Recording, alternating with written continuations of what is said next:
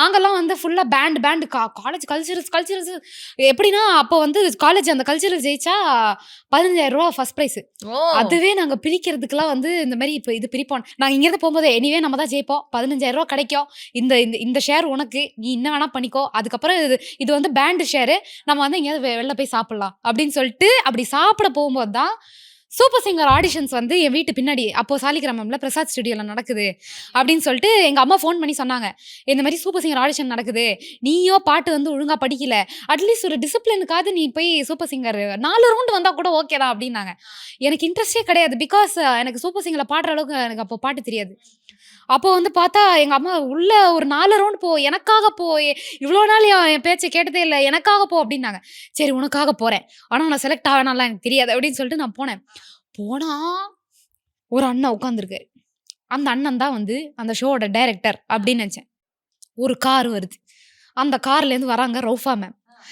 Raufa ma'am அவங்க வந்து நான் நினைச்சேன் ஷோ ப்ரொடியூசரு, அவங்க வந்து சும்மா காசு போட்டுட்டு அதுக்கப்புறம் வந்து பார்த்துட்டு அப்படியே போயிடுவாங்க அப்படின்னு பார்த்தா அவங்க உட்காந்துருக்காங்க.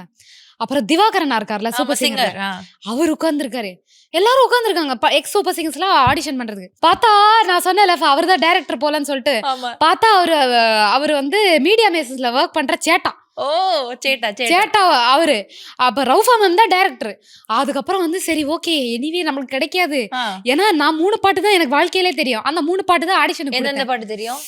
அந்த பொய் சொல்லக்கூடாது காதலி பாடினா. அப்போ உடனே அவங்க வந்து இது மேல் பாட்டு, ஃபீமேல் பாட்டு ஏதாவது பாட முடியும்னு கேட்டேன். ஃபீமேல் பாட்டுக்கு நான் எங்க வருது, ஃபீமேல் பாட்டு எனக்கு தெரியாது அப்படின்னு சொல்லிட்டு நான் வந்து காற்றில் இந்த கீதம் அதெல்லாம் வச்சிருந்தேன். அப்போ உடனே அவங்க வந்து you are selected for the next round அப்படின்னாங்க.